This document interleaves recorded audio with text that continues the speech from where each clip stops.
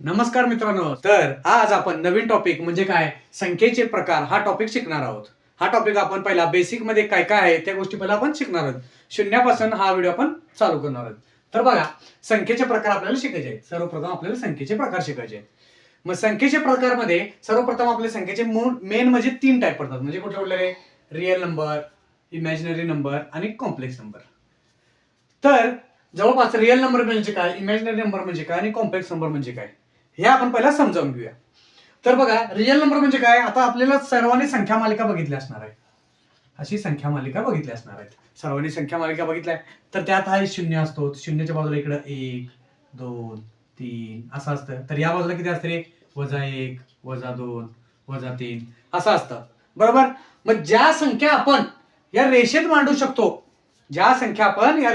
शकतो, तर त्याला आपण रिअल नंबर म्हणतो. मग या रेषेत आपण हे मांडू शकतो काय, तर बघा असं समजा असं लाईन आहे, तर आपण इकडे असं पण मांडू शकतोय. 0.55 पण लिहू शकतो आपण, 0.56 पण लिहू शकतो. इथं पण काय पण लिहू शकतो, 0.5 0.10 यानुसार आपण कोणतीही संख्या यात मांडू शकतो.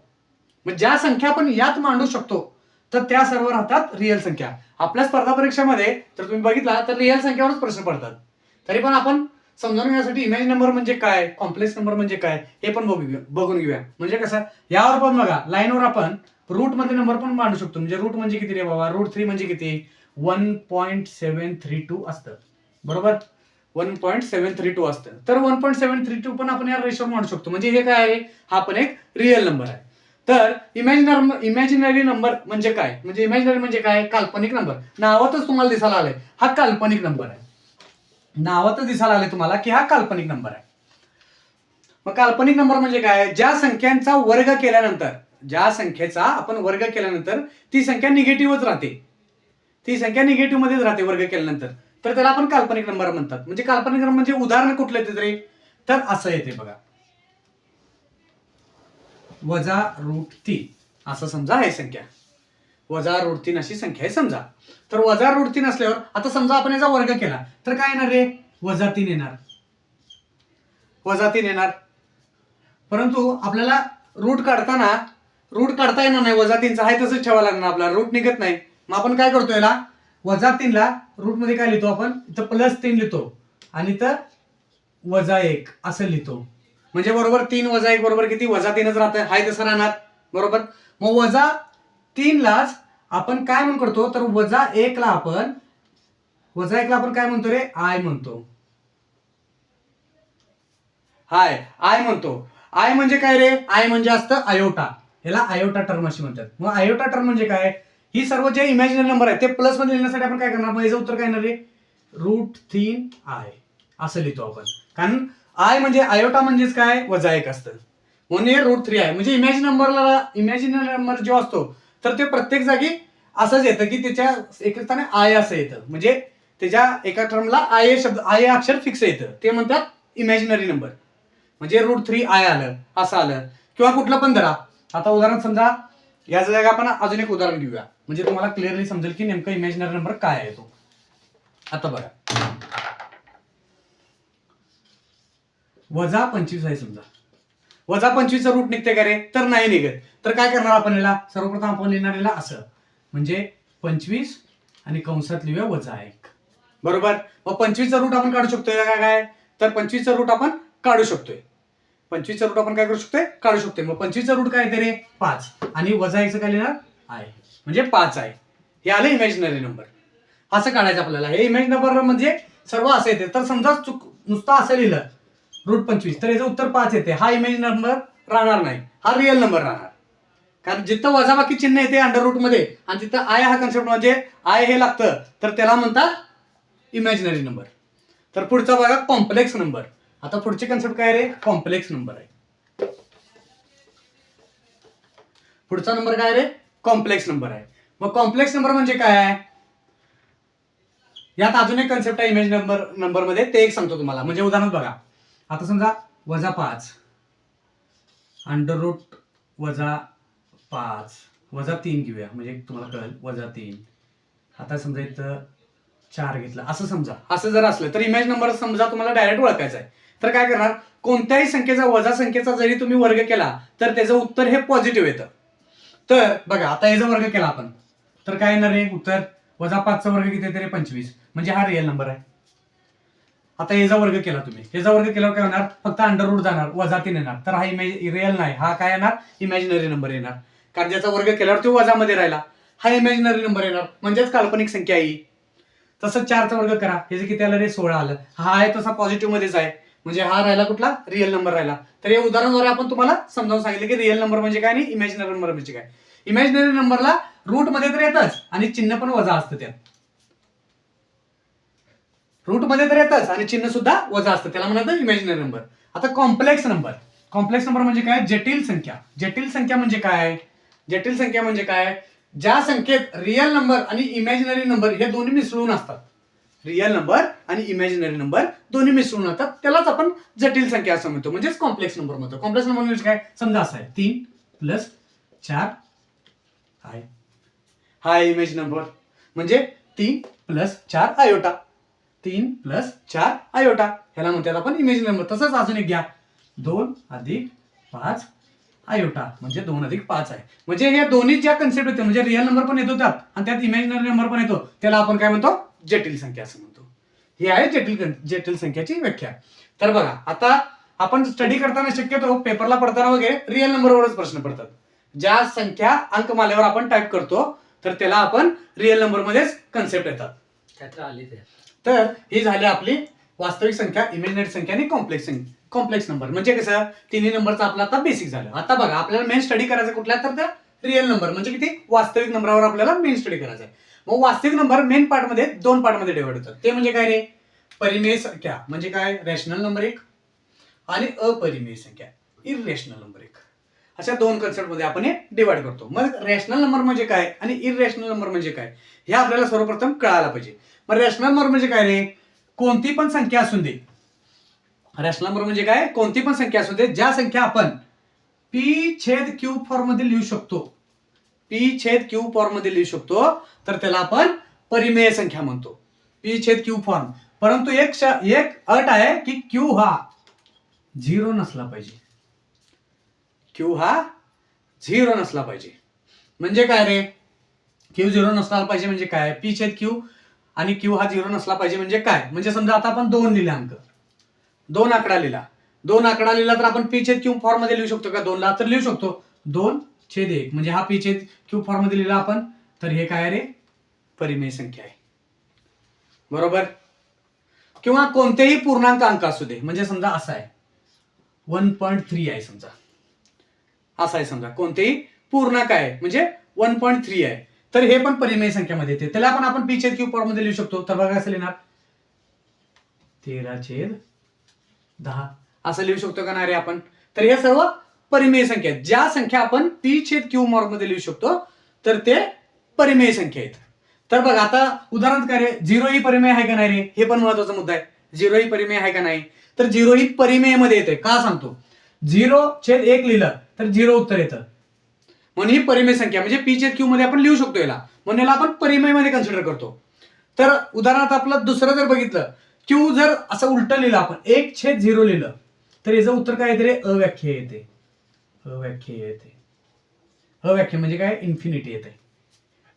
म्हणजे काय आलं रे छेदात 0 नसला पाहिजे म्हणजे आपली जी अट आहे बघा छेदात 0 नसला पाहिजे कारण छेदात जर 0 आला तर उत्तर आपलं अव्याख्य येतं. म्हणून ही अट अशी दिलेली आहे की p/q फॉर्म मध्ये असलं पाहिजे. मग यात अजून काय काय कन्सेप्ट आहेत रे म्हणजे कसं आता उदाहरणार्थ तुम्हाला एक उदाहरण देऊन सांगतो की तुम्हाला नेमकं कसं लक्षात ठेवायचं. आता हे तर तुम्हाला कळालं की p/q फॉर्म मध्ये आपण जे नंबर लिहू शकतो तर ते याच्यात असतं परिमेय संख्या म्हणजे असं पण लिहू शकतो आपण 2/2.254 म्हणजे एखादी संख्या पॉईंट मध्ये आली आणि ती संपली, पॉईंट मध्ये आली आणि ती संपली म्हणजे कसं रे आता बघा 10/4 केलं समजा आपण 10/4 केलं तर काय येणार आहे उत्तराचं 2. किती येणार 2.5 बरोबर 2.5. तर ही पण परिमेय संख्या आहे. मग आता यात अजून उदाहरण आहेत ते पण सांगतो तुम्हाला म्हणजे तुम्हाला कळेल की नेमकी कन्सेप्ट काय आहे. हे तर कळालं तुम्हाला की p/q फॉर्म मध्ये आपण लिहितो.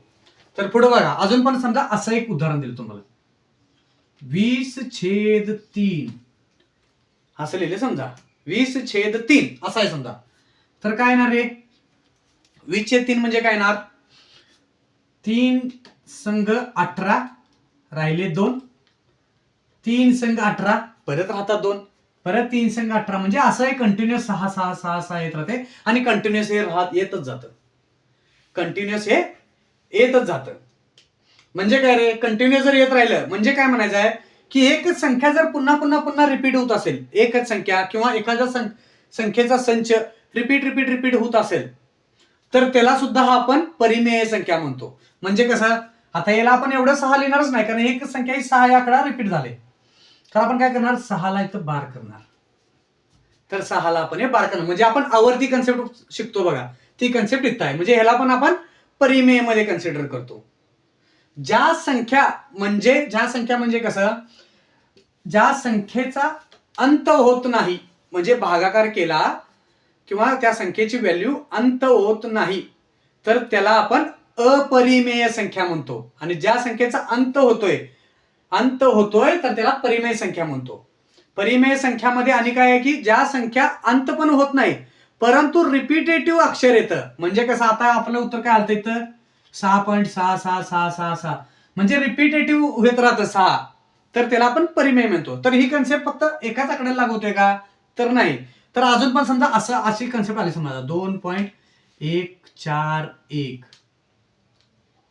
परत 4 परत 1 4 असं आलं 2.14141414 चालू तर बघा इथं 1 4 ची रिपिटेशन दिसायला लागले तुम्ही जरा व्यवस्थित नोटीस केलं तर 1 4 1 4 1 4 1 4 असं रिपीट व्हायला लागले तर ही काय आहे परिमेय संख्या आहे. संख्या जर रिपीट होत असल्या तर ती परिमेय संख्या आहे आणि संख्या जर रिपीट होत नसल्या तर ती काय अपरिमेय संख्या आहे.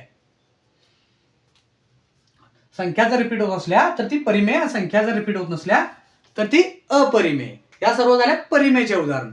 आता अपरिमेय म्हणजे काय रे आता संख्या हे तर तुम्हाला कळालं की काय लिहायचं P/Q फॉर्म मध्ये असायला पाहिजे आणि Q हा 0 नसला पाहिजे Q हा 0 नसला पाहिजे. आणि यामध्ये काय काय आहे रे तर आवर्ती पण यात मान्य आहे की आवर्ती असलं तरी चालतं. आवर्ती संख्या म्हणजे एकच संख्या रिपीट झालं तरी यामध्ये चालतं. तर बघा आता हे झालं परिमेय संख्येचं. आता अपरिमेय संख्येचं आपण बघून घेऊया. अपरिमेय संख्येत म्हणजे काय रे ज्या संख्येचा अंतच होत नाही आहे. म्हणजे कसं बघा अपरिमेय संख्या तुम्हाला सांगतो अंतच होत नाही. म्हणजे उदाहरणार्थ बघा पायची व्हॅल्यू माहित असेल तुम्हाला पायची व्हॅल्यू काय रे 3.14 असं लिहितो आपण बरोबर 3.14 असं लिहितो परंतु हे 3.14 ला सपत नाही आहे तर याच्या पुढे पण अजून व्हॅल्यू आहे 1. आता एक्झॅक्ट मला आकडा माहित नाही आपण 3.14 लिहितो परंतु आता याच्या पुढे पण असं आहे 1 7 9 असा आकडा. म्हणजे या आकडे जे आहेत हे आकडे रिपीट होत नाहीत. या आकडे कुठंच रिपीट होत नाहीत. दरवेळी पुढचा वेगवेगळा आकडा येत जातो. म्हणून पाय हे काय रे अपरिमेय संख्येत पाय हे काय रे अपरिमेय संख्येत. तर यामध्ये समजा √3 म्हटला √3 धरा √3चा अंडररूट निघते का रे नाही निघत. मग √3 सुद्धा काय रे √3चं व्हॅल्यू काय 1.172 ह्याच्या आसपास येते 1.72. आता एक्झॅक्ट आहे का नाही मला माहित नाही परंतु असा आकडे जे आहे ना हे वेगवेगळे येत जातात. म्हणजे एकच अंक रिपीट होत नाही तर त्याला आपण काय म्हणतो अपरिमेय संख्या म्हणतो. ज्यामध्ये अंक रिपीट होत नाही तर ते अपरिमेय मध्ये पडतं. अपरिमेय. आता परिमेय मध्ये कसं आता समजा असं दिलं तुम्हाला √17 आणि तर समजा √25 दिलं असं दिलं तर यातलं ओळखा परिमेय कोणतं अपरिमेय कोणतं म्हटलं तर हे बघा ह्याचा अंडररूट निघतं का रे 17चं नाही निघत. मग याला अपरिमेय म्हणणार आपण. कारण 25चं अंडररूट निघतं म्हणजे किती 5. मग 5/1 आपण लिहू शकतो म्हणजे हे परिमेय मध्ये येतं. हे तुम्हाला व्यवस्थित समजून घ्यायचं. यात पायची व्हॅल्यू येत्या 3.14 आपण लिहिताना पायची व्हॅल्यू असं पण लिहिलं असलं कधी 22/7 लिहितो. पायची व्हॅल्यू आपण 22/7 लिहितो हे पण तुम्हाला माहित आहे. पण 22/7 जे लिहितो आपण हे आपण फिक्स व्हॅल्यू लिहित नाही. ही अप्रॉक्सिमेट व्हॅल्यू आहे. ही काय अप्रॉक्सिमेट व्हॅल्यू आहे. अप्रॉक्सिमेट व्हॅल्यू आहे. त्यामुळे हे पायला आपण जे इथे लिहिलंय 3.147 काय असेल ते तर ते पण कशाला येतं रे पाय पण अपरिमेय मध्ये येते. ही झाली परिमेय आणि अपरिमेय संख्याची व्याख्या. आता बघा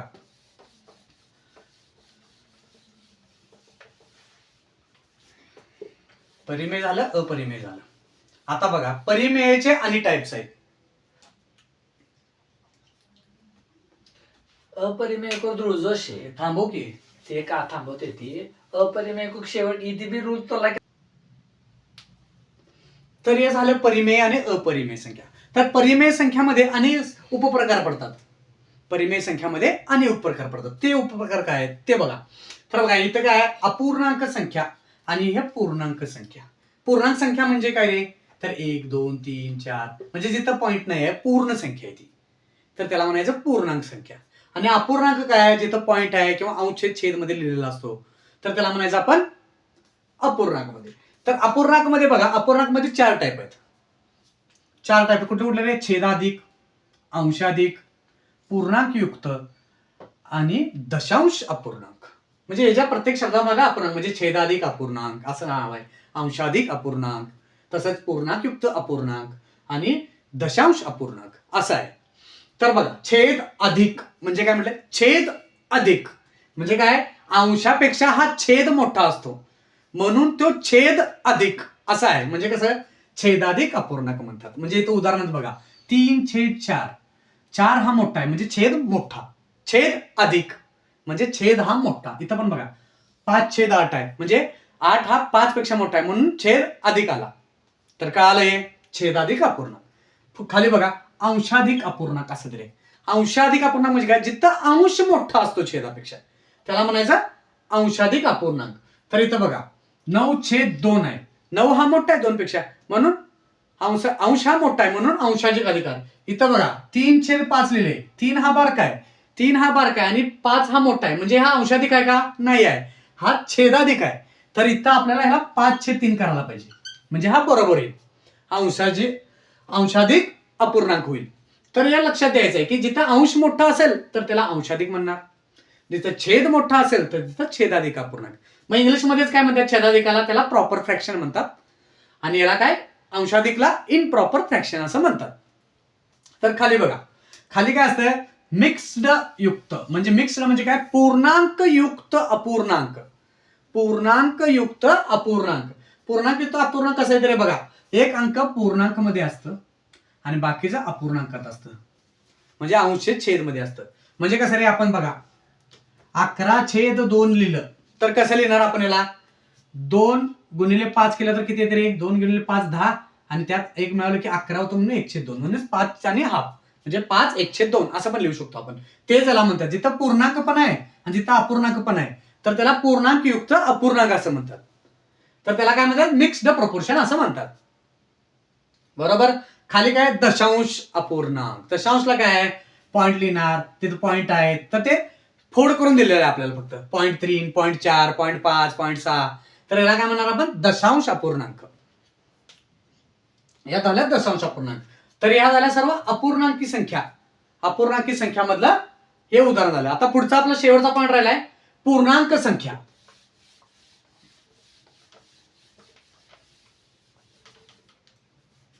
आता बघा आपण पुढचा पॉईंट घ्यायचा आहे पूर्णांक संख्या. पूर्णांक संख्या म्हणजे काय, यात पूर्ण नंबर, पूर्ण संख्या म्हटले पहिला बघा, पूर्ण संख्या. पूर्ण संख्या म्हणजे काय रे, होल नंबर. पूर्ण संख्या म्हणजे होल नंबर. होल नंबर म्हणजे काय, जिथनं संख्यांची सुरुवात शून्यापासून होते, 0 1 2 3 4 5 असं अनंतपर्यंत जात राहतं म्हणजे शून्यापासून सुरुवात होते त्याला म्हणायचं पूर्ण संख्या. हे लक्षात ठेवा, हे पेपरात खूप इम्पॉर्टंट आहे. कारण काय काय वेळेला त्यात 10 पूर्ण संख्यांची बेरीज, पहिल्या 10 पूर्ण संख्यांची बेरीज किती येईल, तर आपल्याला 1 ते 10 मिळवायचं नाही आहे, 0 पासून 9 पर्यंत मिळवायचं आहे कारण 0 हा पहिला आकडा येतो. म्हणजे पूर्ण संख्या झाल्या. तर पुढचा पॉईंट काय रे, हा झाला पूर्ण संख्या. पुढचा पॉईंट धरूया आपण नैसर्गिक संख्या.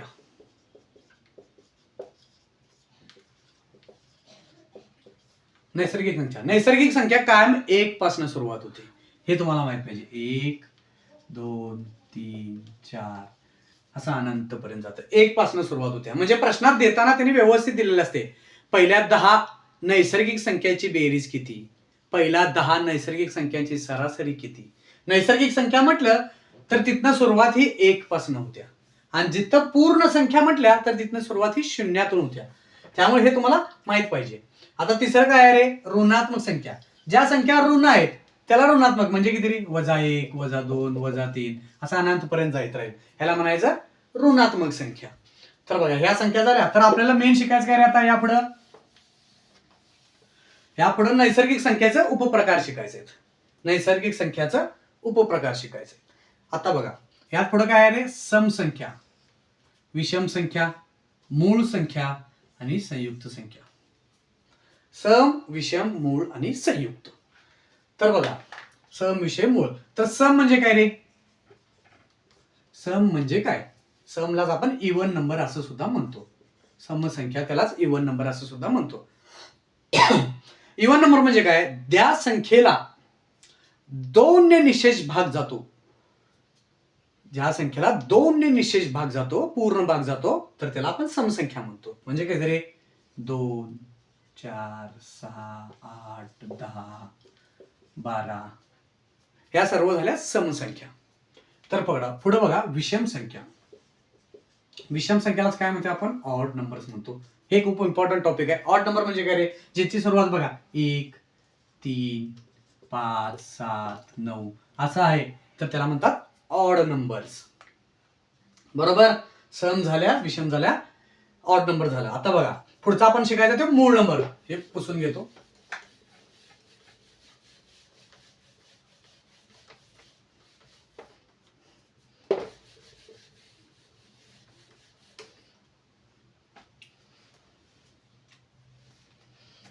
पुढचा आहे मूळ संख्या.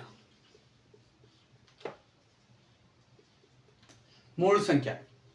मूळ संख्या म्हणजे काय, अशा संख्या ज्या संख्येला फक्त 1 ने भाग जातो आणि त्या स्वतःच्याच संख्येने भाग जातो, तर त्याला म्हणतात मूळ संख्या. म्हणजे 2 संख्येने त्याला भाग जातो. सोप्या भाषेत काय म्हणायचं, तर त्याला 2 संख्येने भाग जातो. म्हणजे कुठल्या रे, 2 धरा, 3 धरा, 5 धरा, 7, 11, 13, 17 असेच ते वाढत जसं पुढे आहे तसंच आहे. आता उदाहरण म्हणजे कसं समजायचं बघा, ह्यामध्ये एक ही संख्या येत नाही, हे लक्षात ठेवायचं तुम्हाला. मूळ संख्यामध्ये एक येत नाही, 2 पासून चालू होतं मूळ संख्या, हे तुम्हाला माहित पाहिजे. म्हणजे प्रश्नात कधी कधी असं म्हणतात, पहिल्या 10 मूळ संख्यांची बेरीज किती. तर तुम्हाला मूळ संख्या माहित पाहिजेत की काय. मूळ संख्या म्हणजे काय, एक येत नाही हे कळालं. मूळ संख्या आता समजा 2 ला आपल्याला भाग घालवायचा आहे. 2 ला भाग जाताना कोणाकोणा जाते, 2 ला 1 न पण भाग जातोय आणि 2 ला स्वतः 2 न भाग जातो. आणि कशाने भाग जातोय का रे, नाही जात. म्हणजे ज्या संख्येला 2 संख्यांनीच भाग जातो, एक म्हणजे तो 1 आणि एक म्हणजे ती स्वतः संख्या, तर त्याला म्हणायचा मूळ संख्या. ज्या संख्येला स्वतः ती संख्या आणि 1 ने भाग जातो, तर त्याला म्हणतात मूळ संख्या.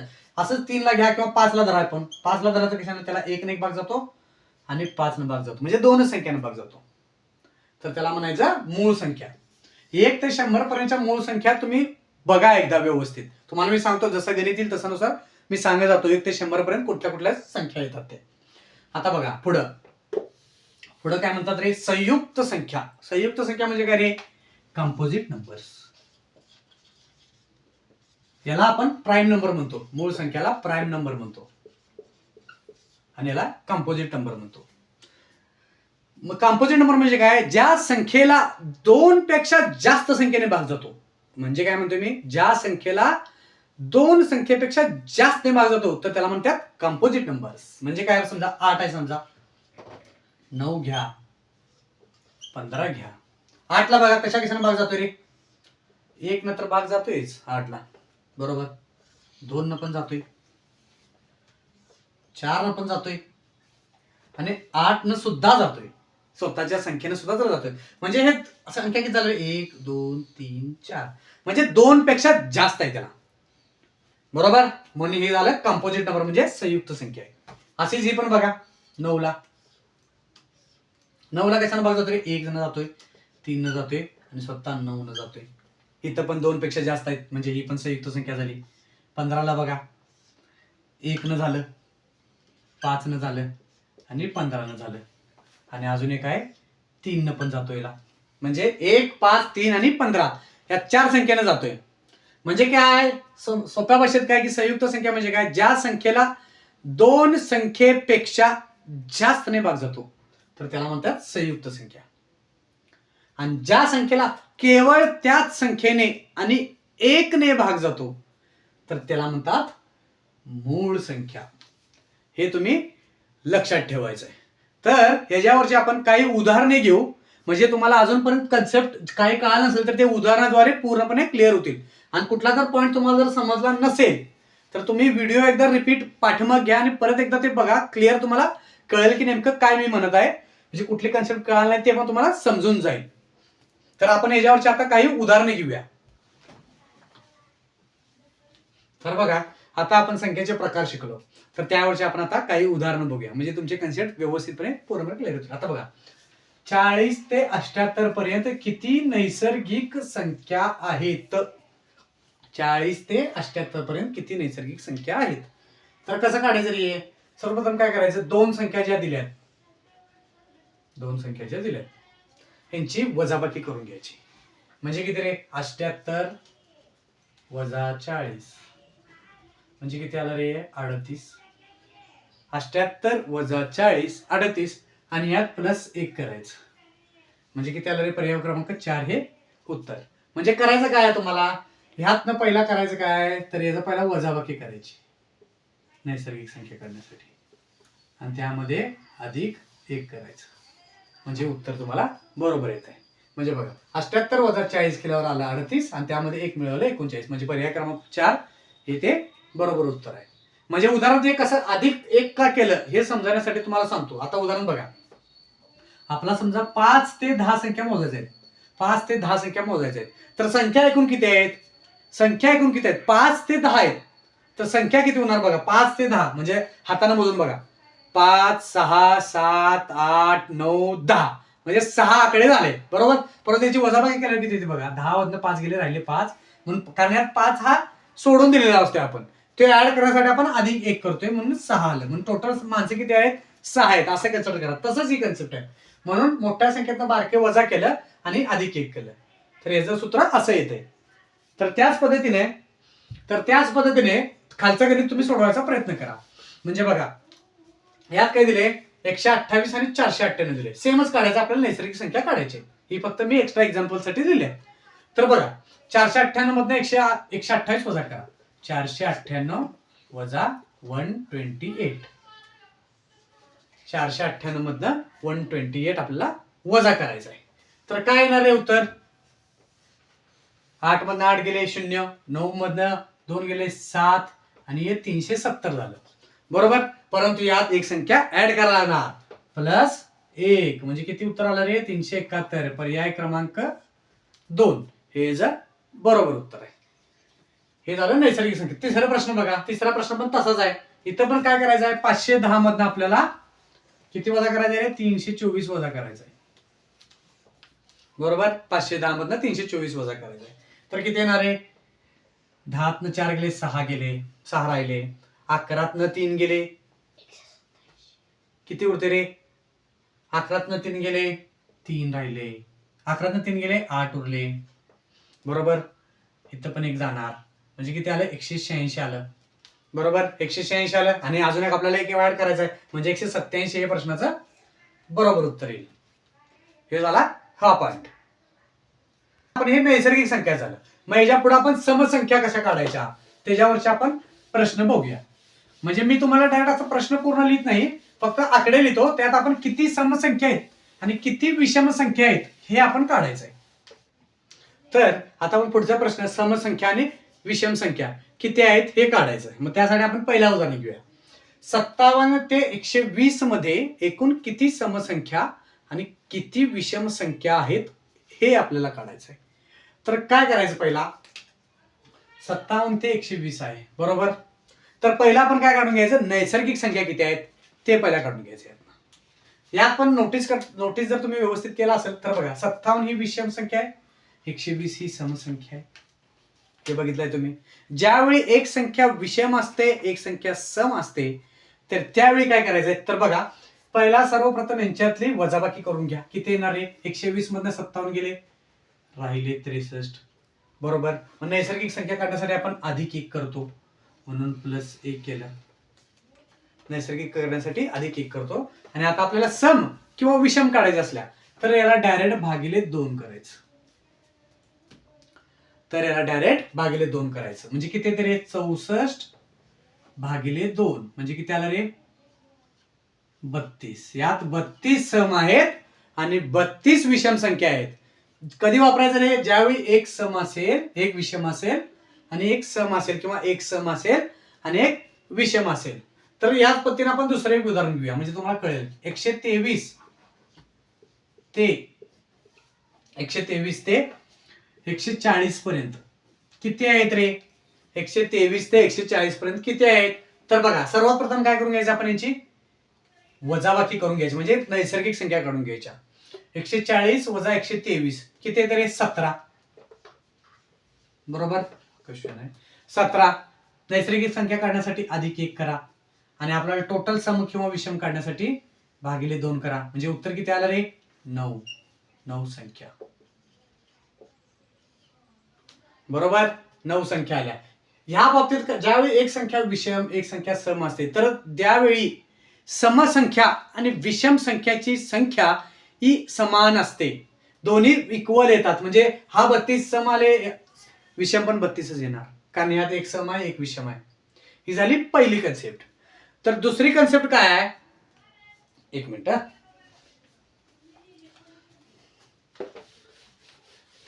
तर बघा, आता आपण सम आणि विषम, एक सम एक विषम असताना काढलं. आता दोन्ही सम असले तर काय करायचं? तर बघा, सर्वप्रथम आपण यातलं काढून घ्यायचं नैसर्गिक संख्या किती आहे. समसंख्या काढायसाठी काय करणार? नैसर्गिक संख्या +1 करायचं, /2 हे येणार समसंख्यासाठी. सेम विषम संख्यासाठी काय करायला लागणार आपल्याला? पहिला नैसर्गिक संख्या काढून घ्यायचं, -1/2 हे विषम संख्येसाठी करायचं. मग सर्वप्रथम आपण करणार काय बघा, नैसर्गिक संख्या काढायची आपल्याला. तर काय करणार? 68 मधनं 12 गेले, किती राहिले रे? 56. नैसर्गिक संख्या करण्यासाठी आपण +1 करतो, म्हणजे 57 नैसर्गिक संख्या आहे. +1 करायचं, /2. बरोबर. म्हणजे 58/2 बरोबर 29 समसंख्या आहे.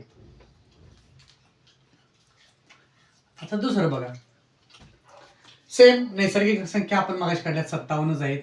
बरोबर. इथं +1 करायचं, इथं फॉर्म्युलानुसार +1 /2 म्हणजे 56/2 28 या विषम संख्या आहेत. ही झाली आपली आता पुस्तकी मेथड झाली, की आपण असे पुस्तकानुसार बाबा असा फॉर्म्युला दिलेला असतोय, नैसर्गिक संख्या काढा, +1 करा, /2 करा, असं मोठं लेंदी प्रोसेस करायला लागते. मग आपण डायरेक्ट पण याला सोडवू शकतो. तर कसं सोडवायचं ते बघा, सांगतो तुम्हाला. आपण डायरेक्ट सोडवायचा प्रयत्न करूया, की कसं काढणार आपण समसंख्या आणि विषम संख्या. तर बघा कसं काढू आपण डायरेक्ट समसंख्या विषम संख्या कसं काढू. तर यातली समसंख्या कुठली आहे रे? पहिली तर 12च आहे. बरोबर. आणि ह्यातली पण समसंख्या तिच्या जवळपास कुठली आहे, म्हणजे त्या संख्येमध्ये येणारी 68च आहे. बरोबर. मग याला डायरेक्ट आपण 2 ने भागायचं. याला आपण डायरेक्ट 2 ने भागायचं. 2 ने भागलं काय येणार? इथं 6 येणार. बरोबर. आणि इथे किती येणार आहे? 34. 34 दुनी 68 येते. बरोबर. आता आपण मगाशी नैसर्गिक संख्या जशा मोजल्या तशाच इथं मोजायच्या. 34 मधनं 6 गेले, किती राहिले? 28. आणि एक संख्या 6 म्हणजे 29 झालं. म्हणजे समसंख्या झाल्या 29 झालं. समसंख्या झाल्या 29. आता विषम काढायचंय. विषम करताना या संख्येमध्ये येणारी पहिली विषम संख्या काय येणार आहे? 12 नंतर 12 तर ही विषम नाही आहे, 12 सम आहे. मग पहिली संख्या कुठली येणार आहे विषम? 13 आली. बरोबर. शेवटची विषम संख्या काय? 68 विषम नाही आहे, 67 ही शेवटची ते या संख्येमध्ये असणारी 67 ही शेवटची विषम संख्या येणार आहे, म्हणून येणार 67. बरोबर. मग आता यात बघा, 2 ने भाग घालून, म्हणजे समसंख्येला आपण 2 ने भाग घालू शकतो, परंतु विषम संख्येला आपण 2 ने भाग घालू शकत नाही ना. त्यामुळे आपण काय करायचं? नैसर्गिक संख्येची पद्धत वापरायची. फक्त संख्या घेताना आपण 12 ने 68 दिले, पण आपण विषम धरायचं, जेणेकरून आपल्याला सोपं होतंय. मग काय करायचं, आता नैसर्गिक संख्या मोजल्या तसंच मोजायचं. म्हणजे कसं बघा, 13 आणि 67 किती राहिलं रे, ते 67 मधनं 13 गेले, राहिले किती,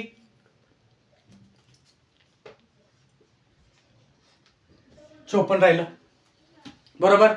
आता हे आपण इथं संख्या मोजल्या, इथं आपण काय केलं, समसंख्याचं काढलेलं, म्हणजे किती समसंख्या आहेत असं काढलेलं आकडा.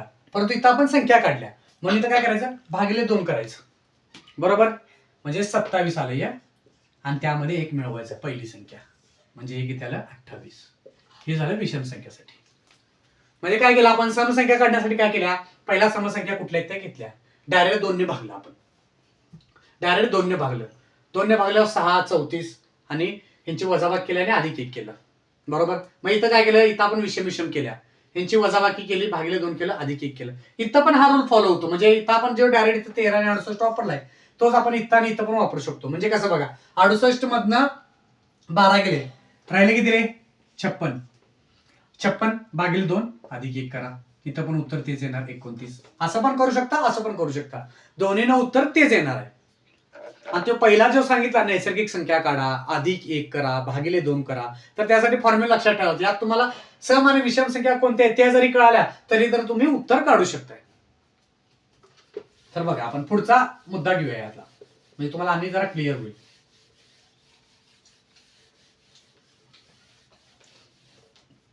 आता बघा पुढचं काय आहे बघा, 9 ते 83.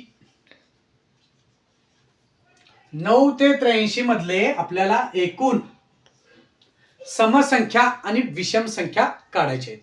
हे जे आधी आपण काय केलं, सम केलं. आता इथे किती आहे रे, हा विषम आणि विषम आहे. समच झालं, आता आपण विषम विषम मध्ये घेऊया. मग विषम विषमला एकूण आपल्याला काढायचे आहेत समसंख्या. या टोटल संख्यामध्ये किती समसंख्या आहेत. मग समसंख्या काढायला काय करणार, पहिला आपण नैसर्गिक संख्या काढून घेणार. नैसर्गिक संख्या काढून घेणार, त्यामध्ये मी -1 करणार,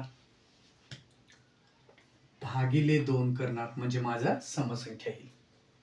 आता तेच विषम संख्याला धरा. बरोबर. काय करणार, पहिला नैसर्गिक संख्या लिहिणार, -1 अधिक 1 लिहिणार, छेद 2 लिहिणार. कारण विषम विषम आहेत म्हणून अधिक आलं, सम असते तर समला अधिक आलं असतं, असं लक्षात ठेवा. मग आता आपल्याला नैसर्गिक संख्या काढायची. पहिला नैसर्गिक संख्या काढण्यासाठी आपण काय करतो, ह्यातनं हे वजा करतो आणि अधिक 1 करतो.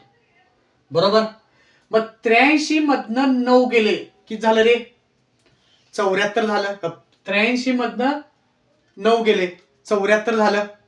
नैसर्गिक संख्या काढण्यासाठी आपण अधिक 1 करतो, 75 झालं. आणि त्यातनं परत एक आपल्याला फॉर्म्युलानुसार वजा 1 करायचा आहे, म्हणजे 74 झालं. म्हणून 74 भागिले 2 किती आलं रे, 35 दुनी 70 म्हणजे 37 दुनी 74. म्हणजे समसंख्या किती आहेत रे, यात 37 आहेत. तर विषम संख्या काढण्यासाठी काय करायला लागणार आपल्याला बघा. मग आपण मगाशी किती काढलं रे, 83 वजा 9. 83 वजा 9 किती आलं रे, 74. बरोबर. आणि नैसर्गिक संख्या काढण्यासाठी अधिक 1 करतो आपण, 74 अधिक 1 75 नैसर्गिक संख्या झाल्या, म्हणजे 75 नैसर्गिक संख्या झाल्या. आणि त्यात अधिक 1 आपण मिळवतो, भागिले 2. म्हणजे उत्तर किती आलं रे याचं, 76 वजा भागिले 2 म्हणजे किती आलं रे, 38 दुनी 76. म्हणजे यात विषम संख्या 38 आहेत. ही झाली आपली पुस्तकी मेथड. आता आपली डायरेक्ट मेथड पण आपण काढू शकतो यात. म्हणजे कसं काढायचं, 9 आणि 83 मध्ये, बरोबर आहे, 9 आणि 83 मध्ये समसंख्या कुठली कुठली आहे रे, पहिली 10 आहे माझी, बरोबर. आणि त्यानंतर 83 पर्यंत कुठली येणार, दुसरी माझी 82 येणार, बरोबर. मग या समसंख्या आपल्याला येणार आहेत. मग 82 मधनं 10 वजा केलं, राहिलं किती रे, 72. 72 झालं. 72 भागिले 2 करा, 72 भागिले 2 किती आलं रे, 36. आणि त्यात आपण अधिक एक पहिली संख्या मिळवतो, म्हणजे किती झालं रे, 37. या झाल्या सम, बरोबर. या झाल्या सम. आता विषम काढायचे मला, विषम काढायचे. विषम काढायला काय करणार आहे, मी डायरेक्ट यांची वजाबाकी करून घेणार. डायरेक्ट वजाबाकी केली, 83 मधनं 9 गेले, राहिले किती रे? 74. 83 मधनं 9 वजा केले 74 राहिले, भागिले 2 करा. आणि पहिली संख्या 9 आहे ती आहेच म्हणून प्लस 1 करणार. मग तर 74 भागिले 2 किती आलं रे? 37 अधिक 1 38. असं सुद्धा तुम्ही काढू शकता. हे आपण फॉर्म्युलाच्या द्वारे दाखवलंय आणि हे आपण डायरेक्ट सुद्धा काढू शकतो. असं हे दोन्ही गोष्टी तुम्हाला लक्षात ठेवा. गणितानुसार चेंज होत जाते की तुम्हाला कसं सोडवायचं आहे हे तुम्हाला ठरवायचं आहे. यानुसार हे झालं सम आणि विषम मध्ये, म्हणजे किती सम आहेत किती विषम आहेत या गोष्टी तुम्हाला माहित पाहिजेत. पेपरला भरपूर वेळा असे क्वेश्चन पडतात की या मोठे मोठे संख्या देतात तर किती सम आहेत किती विषम आहेत या गोष्टी तुम्हाला माहित पाहिजेत की नेमकं काढायचं कसं आहे. तर आपण बघा 10 आणि 11 यांचं 1 ते 10 पर्यंत नैसर्गिक संख्याची बेरीज आपण काय केलं? n × n+1/2. मग आता काय विचारलंय? 16 ते 25 पर्यंत येणाऱ्या सर्व नैसर्गिक संख्यांची बेरीज किती? आता असं विचारलं. आता हे ज्या वेळेस असते सुरुवातपासूनच धरलं तर ते काय येते? n × n+1/2 असं येते, बरोबर. मग आता शेवटचं धरल्यावर काय करणार आपण? समजा 25 अंक आहेत. 25 असल्यावर काय येणार आहे? 25 n+1 म्हणजे किती? 26/2 आलं, बरोबर. पहिल्या 25 संख्यांची बेरीज तरी येणार, कारण आपल्याला 25 संख्यांची बेरीज विचारले काय? नाही. तर आपल्याला 16 ते 25 विचारले, म्हणजे मला ह्यातनं 15 संख्यांचा जे बेरीज असणार आहे ते वजा करणार. मग काय करणार? वजा पहिल्या 15 संख्येची बेरीज किती होणार आहे? समजा पहिल्या 15 संख्या आहेत, मग 15 म्हणजे n बरोबर 15 आलं. 15 × 16/2 आलं, बरोबर. 15 × 16/2 आलं. मग काय करणार आपण? डायरेक्ट भागाकार करूया. 13 आलं हे, बरोबर. 8 16 आलं, बरोबर. मग 25 × 13 किती रे? 25 × 13 किती?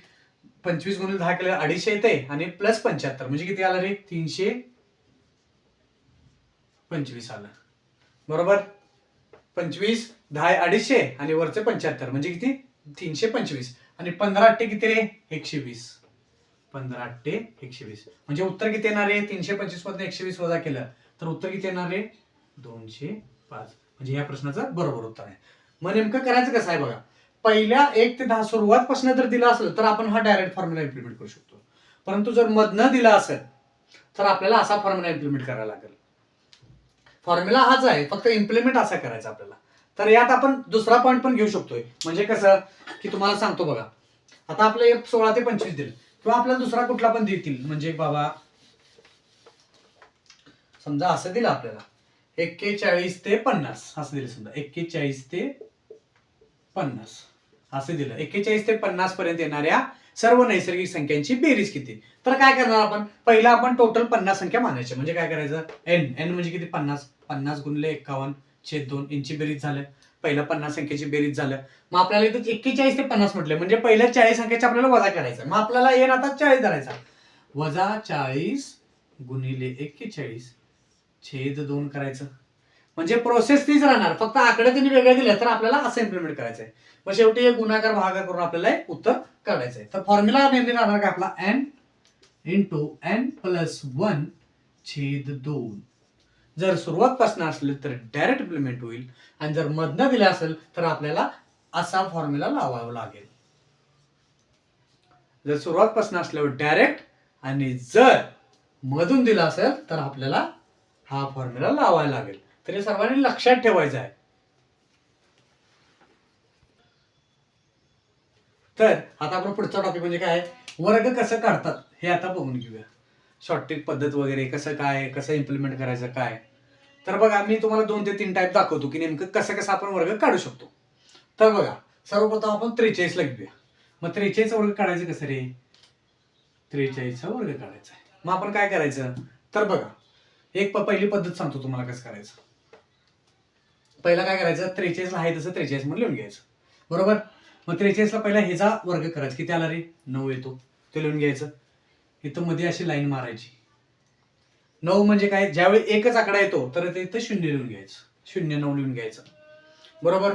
मग नंतर काय करायचं? ह्या दोन संख्येचा गुणाकार करायचा. 4 त्रिकम 12. मग 12 × 2 किती रे? 24. मग 24 लिहून घ्यायचं, बरोबर. आणि नंतर परत रेष मारायचं. 24 झालं. मग पुढे काय करायचं? 4 चा वर्ग लिहायचा 16. बरोबर. म्हणजे काय करायचं, इकडे जे येणार ते इकडे त्याचा वर्ग येणार, मध्ये जे येणार ह्यांचा गुणाकार गुणिले 2 करायचं, मध्ये जे येणार यांचा गुणाकार गुणिले 2 करायचं, ह्यांचा गुणाकार गुणिले 2 करायचं, ते असं लिहायचं, परत लाईन मारायची आणि इकडं 16चा वर्ग लिहायचा. मग नेमकं आता करायचं काय, ह्याच्याशी ताळमेळ लावायचा, ह्याच्याशी ताळमेळ लावायचा. म्हणजे काय करायचं तर बघा, 9 आहे तसं लिहून घ्यायचं. आता मोजताना आपण हे जे बाण केले मी यांचं एकत्र मोजायचं. मग 4 अधिक 0 किती रे, 4 येते, बरोबर. मग 6 अधिक 2 किती येते रे, 8 येते, आणि 1 आहे तसं राहिला 1, म्हणजे याचा वर्ग किती आला रे, 1849. ही झाली पहिली पद्धत की आपण डायरेक्ट वर्ग कसं काढायचं. 1849 हे बरोबर उत्तर आहे. मग आपल्याला हे झालं पहिल्या टाईप नुसार. आपण अजून एक टाईप बघूया याचा की कसं काढतं. आता 43 ला आपण 40 अधिक 3 सुद्धा लिहू शकतो. 43 ला 40 अधिक 3 चा वर्ग असं पण लिहू शकतो ना आपण. मग सर्वांना माहित आहे ए अधिक बी चा वर्ग काय असते रे, ए स्क्वेअर अधिक बी स्क्वेअर अधिक 2ab असं असते. हे सर्वांना माहित आहे, ए स्क्वेअर अधिक बी स्क्वेअर अधिक 2ab असते. मग याला आपण समजायचं ए आहे आणि याला समजायचं आपण बी आहे. याला समजायचं ए आहे आणि याला समजायचं आपण बी आहे. तर बघा, ए चा वर्ग 40, इथं 1 शून्य, पहिला 2 शून्य घ्यायचं, वर्ग करतो त्यावेळी शून्य डबल होता, आणि 4 चा वर्ग 16 आहे तसं लिहून घेतलं, बरोबर. मग दुसरं काय करायचं रे, बी स्क्वेअर, बी चा म्हणजे काय, 3 चा वर्ग किती येते रे, 9 येते, हाय तसं लिहून घेतलं मी. त्यानंतर बघा 2ab म्हणजे काय, यांचा गुणाकार पहिला करून घ्यायचा. 4 त्रिकम 12 म्हणजे 120, आणि हे 2, 120 गुणिले 2 किती रे, 240.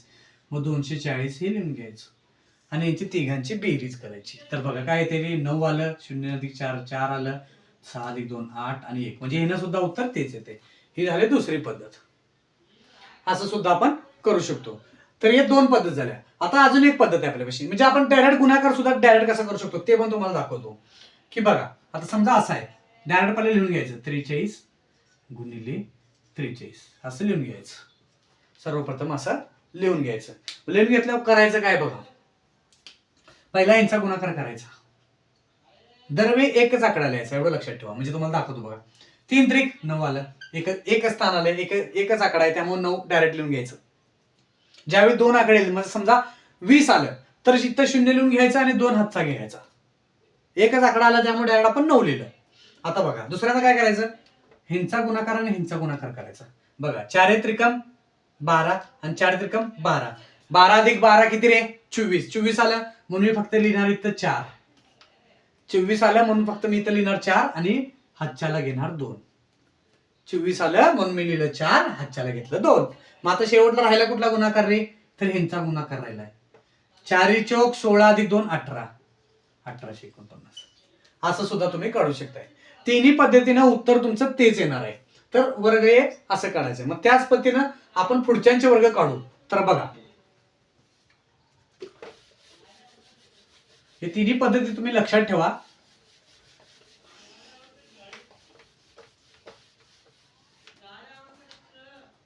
तर बघा पुढचं कुठलं रे, 54 आहे. मग 54 ला आता मी डायरेक्ट गुणाकार पद्धतीने तुम्हाला दाखवतो की कसं काढायचं. 54 गुणिले 54, बरोबर. 54 गुणिले 54 झालं. तर बघा सर्वप्रथम मी यांचा गुणाकार केला, 4 चौक 16, हातचा आला 1, 4 चौक 16 केलं, हातचा आला 1. आता बघा यांचा गुणाकार केला, 5 चौक 20, 5 चौक 20, 20 किती रे, 40 अधिक 1 हातचा आलेला 41 म्हणून 1 घेतला, हातचा आता 4 घेतला, ह्यो हातचा आपण पार केला म्हणून टिक करून टाकलं. कारण कसं होतंय, काय काय वेळा आपण हातचा लिहितो ते कोणतं केले कळत नाही, त्यामुळे आपण टिक करून टाकायचं. हे झालं आपलं. तर इकडे बघा 5 5 25, 25 अधिक हातचा किती रे, 4 आहे, 25 अधिक 4 किती रे, 29. माझं उत्तर किती आलं रे, 29 16. ह्याचं उत्तर आलं 29 16. मग दुसऱ्या पद्धतीने पण तुम्हाला दाखवतो की कसं काढायचं. 54 झालं तर पहिला काय करतो आपण, 4 चौक 16 हाय तसं लिहून घेतो, बरोबर. इथं रेष मारत होतो आपण, हे पण माहिती आहे तुम्हाला, 4 चौक 16. दुसरं काय केलं रे आपण, यांचा गुणाकार केला, 5 चौक 20 त्याच्या दुप्पट केली, 40 आलं, हाय तसं लिहून घेतलं. मग पुढे काय केलं, 5 चा वर्ग लिहिला, 25 हायतच ठेवलं. मग आपण काय केला दुसऱ्या पेनानं दाखवतो तुम्हाला. आपण काय केलं रे, तर ह्यांचा ताळमेळ आणि ह्यांचा ताळमेळ जोडला. बरोबर. मग 6 हायतच लिहून घेतलं पहिला. 1 अधिक 0 1 हाय आलं, बेरीज आली 1. मग 5 अधिक 4 राहिलं, आलं किती 9 आणि 2 हायतचा 2. हिने सुद्धा उत्तर ते येते. मग याचं उत्तर काय येते रे, 29 16. ही झाली वर्ग काढायची पद्धत. तर बघा हे झालं 2. आता तिसरं बघा. तिसरं पण तसंच काढायचं आपल्याला. तुम्ही जी पद्धत वापराल ती बरोबरच असते. म्हणजे बघा तिसऱ्या पद्धतीने तुम्हाला ह्या पद्धतीने काढून दाखवतो. 61 आहे. 61 ला मी काय लिहू शकतो रे, 60 अधिक 1 लिहू शकतो का नाही. बरोबर. मग याला मी ए मानला, याला मी बी मानला. तर बघा 60 चा वर्ग 1 0 आहे. 1 0 ला काय होणार आहे, 2 0 होणार. 6 चा वर्ग किती रे, 36. 3 6 लिहिलं. मग पुढे काय करणार, 1 चा वर्ग, बी चा वर्ग म्हणजे काय, 1 चा वर्ग किती येते, 1 येते. बरोबर. मग नंतर काय केले, 2 AB यांचा गुणाकार गुणिले 2 करायचं. 60 गुणिले 1 60 गुणिले 2 120 आलं. म्हणजे उत्तर किती आलं रे, 1 2 6 अधिक 1 7 आणि 3 37 21. हे जे बरोबर उत्तर आहे. ह्याचं उत्तर काय येणार, 37 21. दुसऱ्या पद्धतीने पण दाखवतो बघा तुम्हाला. 61 आहे. तर सेम असं लिहून घ्या. 1 चा वर्ग किती रे, 1. इथं रेष मारून घ्या. इथं 0 1 लिहा, कारण एकच आकडा आला तर आपण 0 1 लिहितो. मग त्याचं काय, याचा गुणाकार करा 6. 1 गुणिले 6 6 6 दुनी 12 आहे तसं ठेवा. मग परत 6 चा वर्ग इथे लिहायचं 36. मग याच्याशी ताळमेळ जोडायचा. बरोबर. हे जायच्याशी ताळमेळ जोडायचा. मग ताळमेळ जोडल्यावर काय येते रे उत्तर, हे 1 आहे तसं लिहिलं. 1 आहे तसं लिहिलं. 1 आहे तसं लिहिलं. तर बघा 1 ला आपण 1 आहे तसा लिहिला. तर बघा 2 अधिक 0 2 आलं. बरोबर. मग परत बघा 1 अधिक 6 7 आलं आणि 3 ला आहे तर 3. असं काढा किंवा त्या पद्धतीने काढा. तिन्हीनं उत्तर सेमच येणार. तुम्हाला कोणतं सोयीस्कर ठरेल ते तुम्ही घ्यायचं आहे. आता शेवटचं उदाहरण बघा.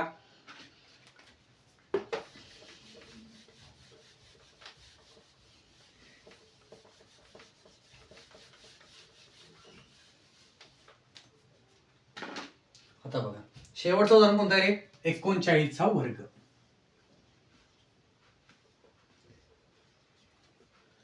यात बघा 39 ला आपण असं सुद्धा लिहू शकतोय, 40 वजा 1 चा वर्ग असं लिहू शकतोय आपण. त्या दोन पद्धतीने आपण येते उत्तर. परंतु आपण ह्या पद्धतीने पण दाखवतो तुम्हाला की काय वेगळं करू शकतो आपण.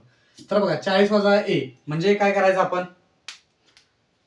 आता समजा 40 ला आपण ए म्हणूया आणि 1 ला आपण बी म्हणूया. तर काय येणार रे, ए वजा बी चा वर्ग काय असते रे, ए वजा बी चा वर्ग काय असते, ए स्क्वेअर अधिक बी स्क्वेअर वजा 2ab असते का ना रे. ए स्क्वेअर अधिक बी स्क्वेअर वजा 2ab असते. मग त्यानुसार काय होणार, तर बघा काय करणार आपण, पहिला ए स्क्वेअर, पहिला प्लस प्लसचे टर्म प्लस करून घ्यायचे आणि नंतर वजाबाकीचे करून घ्यायचं. म्हणजे कसं बघा, 4 ला आता 40 चा वर्ग करायचं, 1 0 ला 2 0 4 चा वर्ग 16 1600 झालं. परत ही टर्म झाली आपली. आता ही टर्म घेऊया, 1 चा वर्ग 1 यांची बेरीज किती आली रे, 16 0 1. आता वजाबाकीची टर्म बघा, 2ab आहे. 2ab म्हणजे काय, 1 गुणिले 40 किती रे, 40 गुणिले 2 म्हणजे 80 आलं. हे आपल्याला आता इथं वजा करायचं आहे. हे आपल्याला इथं काय करायचं आहे रे, वजा करायचं आहे. मग काय येणार रे उत्तर, 1521. हे या प्रश्नाचं बरोबर उत्तर आहे. तर याच पद्धतीने तुम्ही वर्ग वगैरे काढू शकता. मग बघा यात अजून उदाहरण आहेत, ते पण तुम्हाला सांगतो. हे झाले आपण वेगवेगळे आकडे आले तर काय करायचं. तर आता समजा 5 चा आकडा आला तर काय करणार तुम्ही.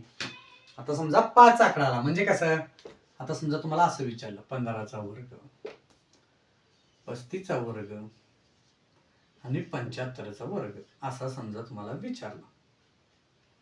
15 चा वर्ग 35 चा वर्ग आणि 75 चा वर्ग असं समजा तुम्हाला विचारलं. तर काय करायचं नेमकं, 15 चा वर्ग ज्यावेळी एकक स्थानी 5 आकडा असतो, त्यावेळी संख्या कशी लिहायचं तर डायरेक्ट 5चा वर्ग लिहून घ्यायचं. 5चा वर्ग म्हणजे किती रे? 25 लिहून घ्यायचं. काय करायचं? 5चा वर्ग लिहून घ्यायचं, 25 लिहायचं. आणि 1 आता इकडे दशक स्थानी कुठला आहे रे? 1 आहे. मग 1च्या पुढचा अंक कुठला आहे? जो अंक असेल त्याच्या पुढचा अंक म्हणजे 1च्या पुढचा अंक किती? 2 आणि त्यांचा गुणाकार 1 गुणिले 2 किती रे? 2 म्हणून 15चा वर्ग आलं 225. तसंच बघा 35चा काढताना कसं करायचं? पहिला 5चा आहे तसं लिहून घेतलं 25. पहिला 5चा आहे तसं लिहून घेतलं 25. आणि पुढे बघा 3च्या पुढचा अंक कुठला आहे रे? 4. मग 3 चौक 12 म्हणजे इथे किती येणार रे? 12. 1225 आलं. 3 चौक 12 म्हणजे किती आलं रे? 1225 आलं. आता तसंच 75ला पण कसं करणार? 5चा वर्ग 25 मी आहे तसं लिहिलं.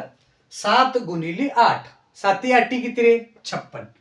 मग हे आलं 56. 7 8 आलं 56. मग 5चा जे वर्ग काढायची पद्धत आहे ती इतर करण्यापेक्षा डायरेक्ट आपण काढू शकतो. डायरेक्ट 25 लिहायचं, त्याच्या पुढचा आकडा घ्यायचा आणि डायरेक्ट उत्तर. तर मी तुम्हाला काही प्रश्न देतो ते तुम्ही सोडवायचा आहे. तर बघा मी दिलं 53चा वर्ग सोडवा, 2 48चा वर्ग, 3 33चा वर्ग आणि 4 71चा वर्ग. हे तुम्ही होमवर्कला सोडवायचं आहे. तर बघा आता आपण वर्ग शिकलो की कसं काढायचं. आता आपण वर्गमूळ कसं काढायचं हे पण समजून घेऊया. मग वर्गमूळ काढण्यासाठी सर्वप्रथम तुम्हाला वर्ग पाठ पाहिजेत. मग वर्ग कसं म्हणजे 1चा 2चा 3चा म्हणजे जवळपास 30 पर्यंत तुम्हाला पाठ पाहिजे. पाठ नसतील तर तुम्ही ते करून घ्या. मग वर्गमूळ काढण्यासाठी आपल्याला प्रत्येक वर्गातल्या जे वर्ग जे आहेत त्यातलं एकक स्थान आपल्याला माहित पाहिजे. म्हणजे उदाहरण कसं 1चा एकक स्थानी 1 येईल, 2चा 4, 3चा 9, 4चा 6 येईल, 5चा 5, 6चा 6, 9 7चा, 8चा 2, 8चा 4, 9चा 1 आणि 0 असलं तर काय 0च येतं. तर बघा आता काढायचं आपल्याला 14 44चा वर्गमूळ. 14 44चा वर्गमूळ काढण्यासाठी पहिला आपण एकक स्थान बघून घ्यायचं. 4 हे एकक स्थान आहे. मग 4 एकक स्थान यात 4 कोणाकोणाला येते बाबा एकक स्थानला? एक तर बघा 2 ला येतं आणि बघा 8 ला येतं. म्हणजे जे आपण वर्गमूळ काढणार आहे त्याच्या एकक स्थानी 2 किंवा 8 येणार आहे. हे फिक्स झालं. 2 किंवा 8 येणार आहे कारण 2च्याच वर्गात 4 येते एकक स्थानी आणि 8च्याच वर्गात 4 येते एकक स्थानी. म्हणून इथं पण 4 आले म्हणून 2 किंवा 8 येईल. बरोबर. मग काय करायचं आता ज्यावेळी आपण वर्गमूळ काढायचंय तर शेवटचे 2 आकडे सोडून द्यायचे. शेवटचे 2 आकडे सोडून द्यायचे. पहिला एकक स्थान घेतला मग 2 आकडे सोडून द्यायचे. राहिलेले 2 अंक म्हणजे इथे किती राहिले? 14 राहिले. बरोबर. 14च्या अलीकडचा जो वर्ग आहे, वर्ग संख्या आहे ती घ्यायची. म्हणजे कुठले रे? 14च्या अलीकडे बघा 3चा वर्ग तर 9 आहे, 4चा वर्ग तर 16 आहे आणि इथं दिले आपल्याला 14 म्हणजे अलीकडचं 16 तर मोठा होईल म्हणून 9 म्हणजे त्याचं संख्या किती घ्यायची? 3 घ्यायची. म्हणून इथं घ्यायचं 3. म्हणजे उत्तर काय येणार? एक तर आपलं 32 उत्तर येईल किंवा 38 उत्तर येईल. तर काय येणार आहे? एक तर उत्तर माझं 32 येईल किंवा 38 येईल. मग हे आपल्याला कन्फर्म कसं करायचं 32 आहे का 38 आहे?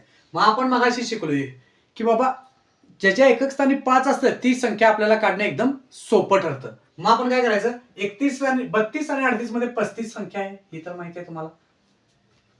35 संख्या आहे. मग 35 वर्ग काढणं आपल्यासाठी एकदम सोपं आहे. म्हणजे काय करणार आपण 5 वर्ग काढणार 25, 3 गुणिले 4 पुढच्या संख्याचं करणार 3 चौक 12. मग 35 वर्ग जर 1225 असेल तर 32 वर्ग येणार का? हा नाही. मग उत्तर किती येणार आहे? 38. मग याच्यावर टिक करायचं याला 38. तसंच पुढचा प्रश्न बघा. पुढचा प्रश्न बघा काय लिहिलंय 1849 1849 आहे. मग 1849 ला 9 एकक स्थान कशा कशात येते रे बाबा? इथं बघा 3 ला एक येते 9 म्हणजे 3 एक धरा किंवा आणि कशाला येते रे 9 7 ला येते. मग 7 घ्या. 3च्या तर येते किंवा 7च्या तर येते हे तुम्हाला कळालं. आता बघा शेवटचे 2 आकडे सोडून द्या. शेवटचे 2 आकडे सोडून द्यायचं. आता बघा 18च्या अलीकडचा वर्ग कोणता आहे रे? 4चा वर्ग बघा 16 आहे, 5चा वर्ग 25 आहे, अलीकडचा म्हणजे 16 येतोय, म्हणजे 4 येणार. मग उत्तर माझं एक तर 43 येईल किंवा 47 येईल.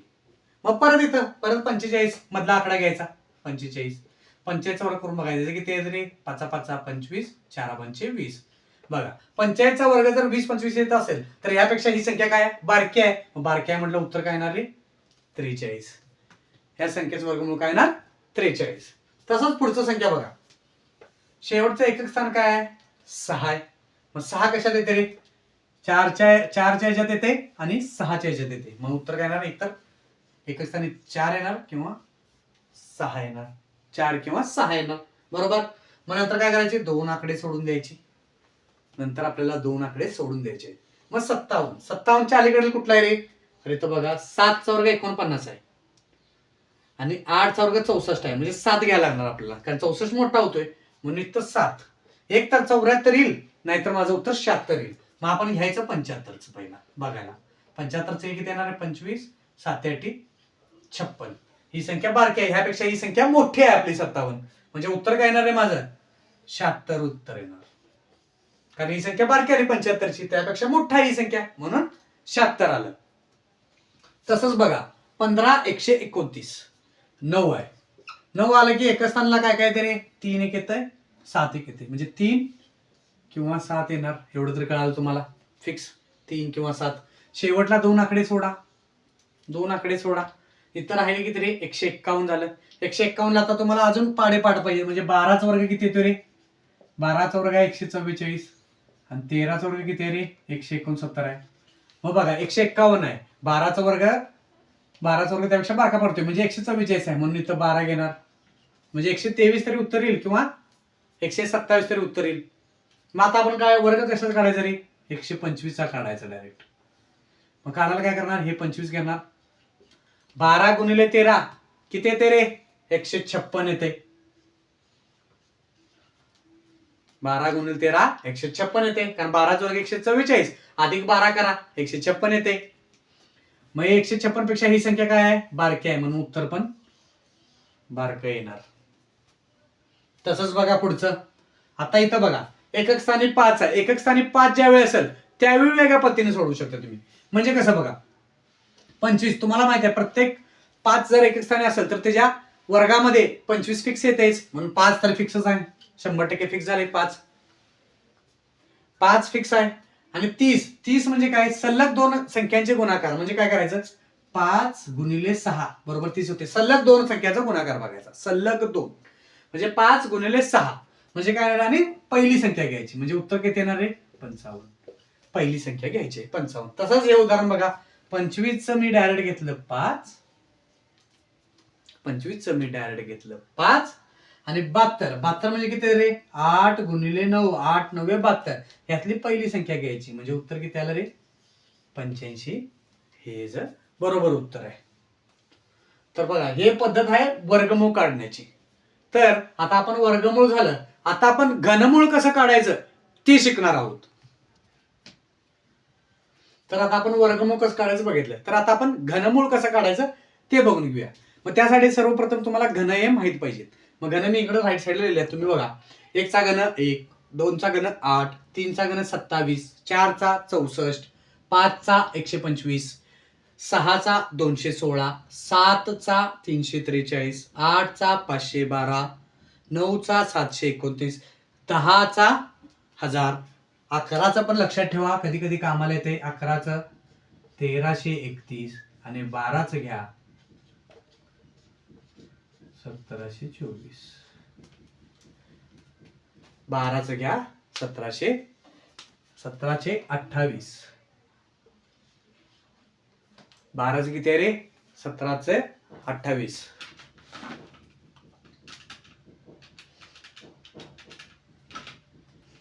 हे झाले आपले घनमूळ. हे सर्व तुम्हाला माहित पाहिजे, की तुम्हाला हे पाठ पाहिजे, एवढे तरी तुम्हाला पाठ पाहिजे, किमान 12 पर्यंत तरी तुम्हाला माहित पाहिजे. तर बघा आता आपण घनमूळ काढायचं कसं ते बघूया. मग सर्वप्रथम काय करायचं, एकक स्थान. घनमूळ काढताना एक महत्वाचा फायदा काय आहे, की बघा प्रत्येकाचं युनिट डिजिट वेगवेगळं आहे, त्यामुळे लय लेंदी प्रोसेस करायची गरज नाही. सोप्यामध्ये आपण याचं डायरेक्ट उत्तर काढू शकतो. म्हणजे कसं बघा, 5 आलं, 5लाच फक्त 5 येतं, म्हणजे एकक स्थानी जे 5 येणार हे फिक्स झालं. मगाशी आपण वर्गमुळात 2 संख्या सोडत होतो, इथं 3 सोडायच्या.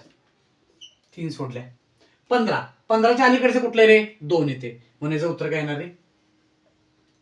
25. 15च्या अलीकडे 2 येते बघा. 3चा 27 आला, 2चा 8 आला, म्हणजे कमी कुठला आहे? 8 वाला आला, म्हणून 25 आलं. मग याचं उत्तर काय येणार? 25 येणार. तसंच याचं बघा. आता इथं काय 2 कशात येते रे? 8च्या याच्यात येते, म्हणून एकक स्थान माझा 8 फिक्स आहे. एकक स्थान 8 फिक्स आहे. 3 सोडा. 3 सोडा. आता 110. 110 कुणा जवळ आहे रे? तर इथं बघा 4चं 64 आहे, 5चं 125 आहे, म्हणजे येणार कुठला रे? 64 वाला. म्हणजे उत्तर किती येणार याचं? 48. तसंच याचं बघा 8 कुणाच्या येते रे? 2च्या मध्ये येते, म्हणून 2 एकक स्थानी येणारच. मग शेवटला 3 सोडा. इथं बघा 778 दिले, तर कुणाचं येणार बघा? हे 8चं 512 आहे, 9चं 729 आहे. 729 पेक्षा 778 मोठा आहे, म्हटलं काय येणार? 9 घेणार, कारण 10चा 1000 आहे, म्हणून याचं उत्तर काय येणार? 92. याचं उत्तर 92.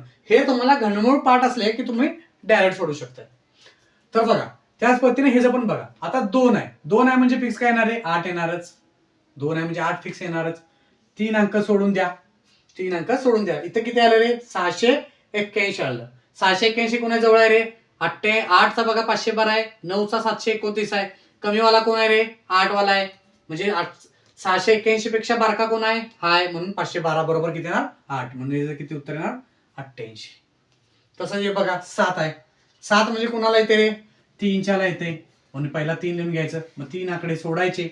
3 लिहून घेऊन 3 आकडे सोडायचे. तर इथं बघा राहिले किती आता? 1092. 1092 कशात आहे रे? 10चा क्यूब बघा 1000 आहे, ते 11चे किती? 1331 आहे. मग कमीवाला कोण आहे रे? 10चा 1000, म्हणून इथं किती येणार रे? 10. म्हणून 103चं उत्तर, 103चं घन हे येते, म्हणजे याचं घनमूळ 103 येते. मग शेवटी बघा 7 आहे. 7 कशाला येते रे? 3 ला येते, म्हणून 3 लिहिलं. 7 कसं येते रे? 3 ला येते, म्हणून 3 आलं. मग शेवटला 3 आकडे सोडा.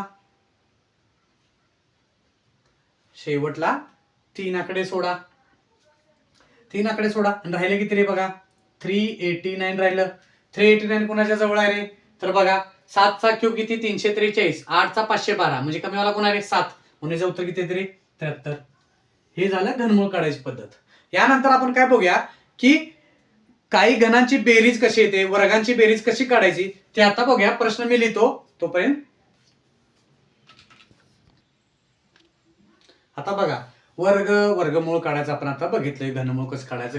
काय वेळा काय करतात की त्यांनी बेरीज विचारतात. मग यात आपण बेसिक असं कुठल्या पद्धतीने करू शकत नाही. याला आपण डायरेक्ट आता फॉर्म्युलानेच करू शकतो आपण, कारण प्रत्येकाचं आपण बेरीज आता घन किंवा वर्गांची बेरीज प्रत्येकाचं लिहून मोजत गेले की लय वेळ लागतो. मग त्यासाठी तुम्ही एक डायरेक्ट फॉर्म्युला आहे, तो तुम्ही फॉर्म्युला डायरेक्ट लक्षात ठेवा. तो फॉर्म्युला बघा मी काय सांगतो. फॉर्म्युला काय म्हणते? डायरेक्ट बेरीज, वर्गांची बेरीज ज्यावेळी करतो आपण, क्रमवार पहिल्या क्रमवार संख्याची वर्गांची बेरीज ज्यावेळी करतो, तर त्यावेळी काय करायचं? n प्लस 1 परत कंस 2n प्लस 1 छेद 6 असं करायचं ज्यावेळी वर्गांची बेरीज असते. मग n म्हणजे काय? n म्हणजे टोटल संख्या किती आहेत ती घ्यायच्या. म्हणजे किती बघा, आता इथे किती दिल्यात आपल्याला? 12 संख्या दिल्यात, पहिल्या 12 क्रमवार संख्या. मग 12 म्हणजे n म्हणजे 12 असणार. 12 गुणिले n अधिक 1. 12 अधिक 1 किती रे? 13, म्हणून येणार 13 गुणिले 2n. 12 गुणिले 2 किती? 24. 24 अधिक 1 म्हणजे किती? 25 छेद आहे तसं 6 लिहून घ्यायचं, जेणेकरून काय डायरेक्ट आपल्याला उत्तर येते. शक्यतो तुम्ही हा फॉर्म्युला पाठच करून ठेवा, कारण या डायरेक्ट फॉर्म्युला बेसवर एखादा क्वेश्चन पडतो, कधीतरी पडतो. मग बघा डायरेक्ट भागा का 6 1 6, 6 2 12, मग किती आलं रे? 26 गुणिले 25. 25 गुणिले 25 केल्यावर 625 येतं, आणि अजून एकदा 25 मिळवा, म्हणजे किती झालं रे? 625 अधिक 25 650. म्हणजे पर्याय क्रमांक 2 हे प्रश्नाचं बरोबर उत्तर आहे.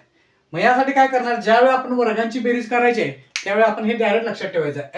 n प्लस 1 कंसात 2n प्लस 1 छेद 6. आता हे झालं वर्गांची. आता बघा पुढचा काय प्रश्न म्हणतोय? पहिल्या 8 क्रमवार नैसर्गिक संख्यांच्या घनांची बेरीज किती असं विचारले. आता प्रत्येक जणाचं घन लिहित वाचलं आपण आणि बेरीज केलं तर किती वेळ जातो, भरपूर वेळ जाणार. मग त्यासाठी ह्यासाठी पण डायरेक्ट एक फॉर्म्युला आहे, ते तुम्ही डायरेक्ट यूज करून डायरेक्ट काढू शकता.